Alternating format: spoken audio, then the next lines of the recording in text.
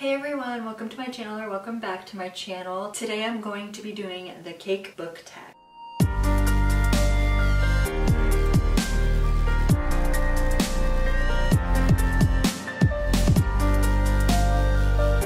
This is a tag I saw the other day. I will link the blog that originated it in the description box below, but essentially it's just cakes that are associated with a prompt that has to do with books, and then you just answer with a book that you feel goes with the question. Pretty self-explanatory. The first one is Chocolate Cake, which is a dark book that you absolutely loved, and for me that is The Push by Ashley Adrian.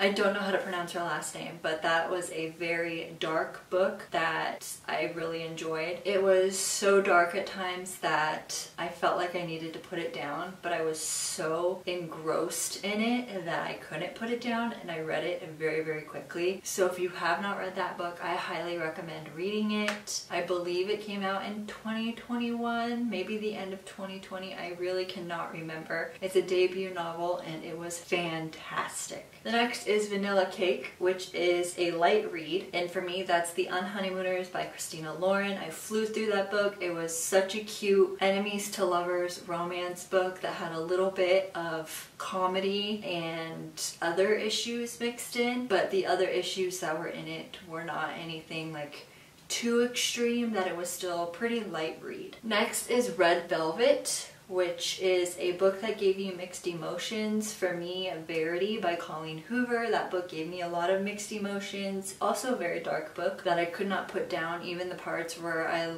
was physically going to start puking because it was so disturbing. But it definitely gave me mixed emotions. After reading it, I had to go and read a bunch of other people's reviews on Goodreads that were spoilers, so I could kind of, I mean, they weren't spoilers for me because I had just finished it, but they were the ones where you had to actually view it because they were spoilers to kind of see how everyone else felt about the book. But definitely a book that I recommend. Maybe not as your first Colleen Hoover because it's very different from her other books, but still a very good book. Carrot Cake, a book with great writing. That for me, I put Where the Crawdads Sing by Delia Owens. That book was one of my top favorites in 2021. If you watched my video of my favorite reads in 2021, I'll link the video down below and up above over here, I believe. But that was one of my favorite books, and I'm really excited for the movie. They pushed the date back for the movie. It was June 24th. It's no longer June 24th. Now it's July. But regardless, I'm going to see it in theaters the day that it comes out because I just loved it so much.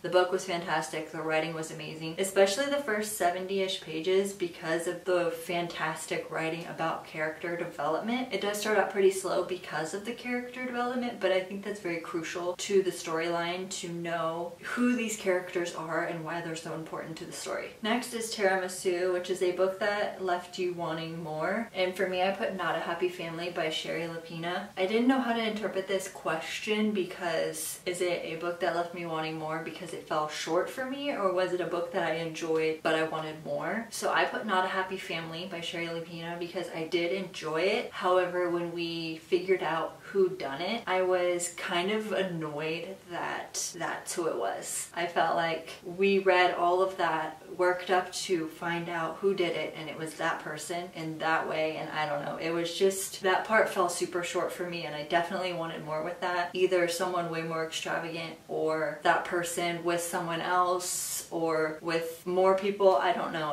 I wanted more from that story, so I put Not a Happy Family. Cupcakes, a series with 4+ books, and I am not a series person. Like, I will read series, but I'm much more of a standalone kind of gal. So I've only read one series that had more than 4 books, that had 4 or more books, and that's the Selection series by Kiara Cass. So that's why I put that one, because that's the only one I've read that had 4 or more books. And then Fruitcake, a book that wasn't what you anticipated. So I have a big list of anticipated releases in 2022, and I posted a video on that as well. I will link that down below and up above as well. But but of the ones that I've read so far that I was really anticipating, I put Greenwich Park because that book was a huge flop in my opinion. I rated it 2.5 stars. It's a debut novel. I don't know. I know I shouldn't go into debut novels expecting so much because I don't know how the author is because it's their first book. But this one was just raved about everywhere. Like booktubers were talking about it. I saw it all over Goodreads